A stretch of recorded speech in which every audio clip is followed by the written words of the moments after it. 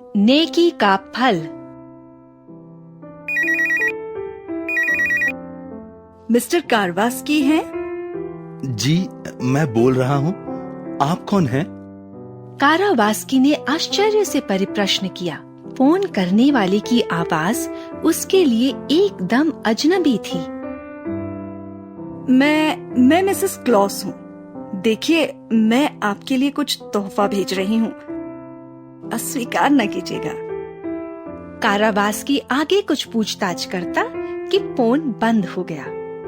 Receiver रखकर उसने आवाज को पहचानने की कोशिश की, बार बार सिर खुजाया, सोचा, पर कुछ भी समझ नहीं आया। वो बुदबुदाया, जरूर किसी ने मेरे साथ बड़े दिन के अवसर पर मजाक किया है। वो कुछ देर इसी बारे में सोचता रहा, फिर काम में लग गया। बात उसके मन से उतर गई। कुछ देर बाद वो देखता क्या है, एक बड़ा सा सुंदर हरा भरा क्रिसमस ट्री और $300 लेकर एक महिला आई। मेरा नाम लिल मिलर है। आप बुरा न माने, मिसेस क्लॉस के नाम से मैंने ही आपको फोन किया था। मैं स्कारबरो में रहती हूँ। कारावास्की ने आगंतुका की ओर देखा। वो उससे पहले कभी नहीं मिला था, मिलने का सवाल ही नहीं था। वो टोरंटो में रहता था और लिल मिलर स्कारबरो में। वो 39 वर्ष का युवा था और लिल मिलर 70 के ऊपर ही दिखती थी। बातचीत से पता लगा कि मिलर बड़े दिन के अवसर पर प्रतिवर्ष एक ईमानदार, त्यागी तथा सेवाभावी व्यक्ति को चुनकर तोहफे दिया करती है। आगंतुका के चेहरे पर बड़ी शालीनता थी, आंखों में भोलापन था और आवाज में माधुर्य। कुछ क्षण दोनों में से कोई नहीं बोला, बस जब तब एक दूसरे की ओर नजर उठाते और तुरंत नीची कर लेते। आखिर मिलर ने मुंह खोला, भैया कारवास्की, मेरे माता पिता पैसे वाले नहीं थे, लेकिन तुम्हें क्या बताऊं, उनका दिल बहुत बड़ा था, बहुत ही बड़ा। वे कहते थे, जो अच्छे और सच्चे लोगों को देता है वो अपने जीवन में बहुत पाता है। पिता जब तक जीवित रहे बराबर देते रहे। वही संस्कार मैंने बचपन से ही उनसे ग्रहण किया है।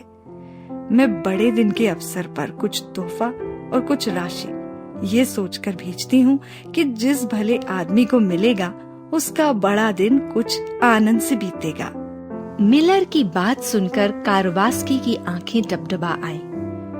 उसने मन ही मन सोचा कि आज के जमाने में भी ऐसे फरिश्ते इस दुनिया में हैं। विह्वल होकर बोला, बहन, आप मुझे कैसे जानती हैं? मैंने तो ऐसा कुछ नहीं किया। सच मानिए, कुछ भी तो नहीं किया। मैं तो नहीं, मैं सारी बात अखबार से जान चुकी हूँ। आपको कुछ कहने की जरूरत नहीं है। निमिष भर में कारावास्की की आंखों के सामने एक दृश्य घूम गया। 8 वर्ष पहले मधुमेह के रोग के कारण उसकी एक टांग कट गई थी। एक दिन वो अपनी अपाहिज गाड़ी में बैठकर किसी बैंक की मशीन के पास गया था। वहां उसने एक लिफाफा रखा देखा। कुतूहलवश उसने लिफाफा उठा लिया, खोला तो पाया कि उसमें $300 की नोट थे। नोटों को चुपचाप लिफाफे में रखते हुए उसने मन ही मन कहा, उफ, जिसकी इतनी बड़ी रकम खोई हो वो बेचारा कितनी परेशानी में पड़ा होगा। शायद सोचता होगा कि लिफाफा जेब से कहीं गिर गया, जाने कहां भटक रहा होगा। हो सकता है निराश होकर मन महसूस कर रह गया हो। लिफाफे पर किसी का नाम पता नहीं था। बड़ी रकम हाथ में थी और कोई वहां नहीं था। उस समय कारावास्की को रुपयों की सख्त जरूरत भी थी। मन में कुछ ऐसा वैसा ख्याल आते ही उसने सिर झटका। उसके भीतर जैसे कोई बोल उठा,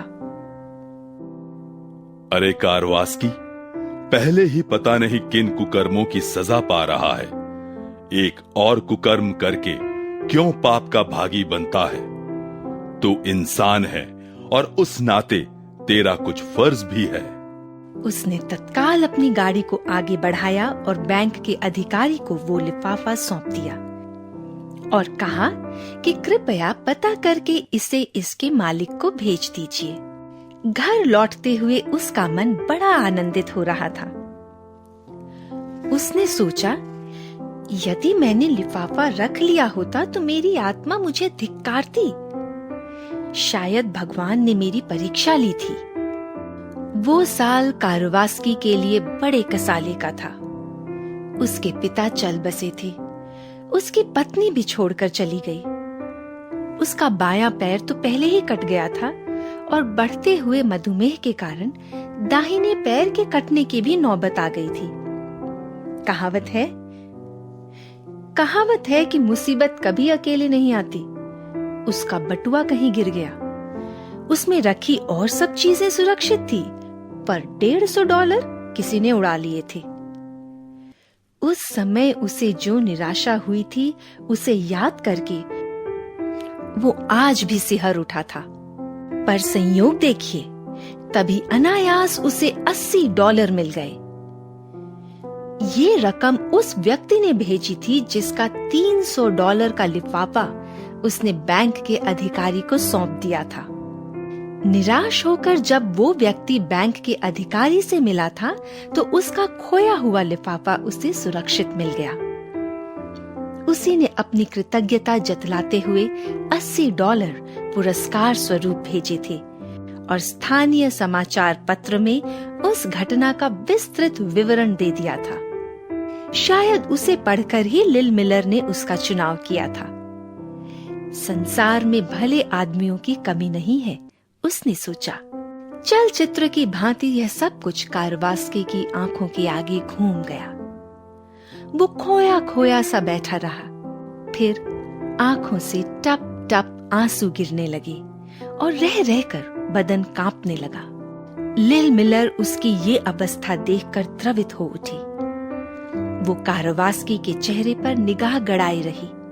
कारोवास्की के चेहरे पर निराली मासूमियत थी और आंखों में अद्भुत प्रेम झलक रहा था। कुछ देर और रुककर और उसे धन्यवाद देकर लिल मिलर चली गई। मानो अभी उसका मन नहीं भरा हो, वो दोबारा कारोवास्की के पास पहुंची।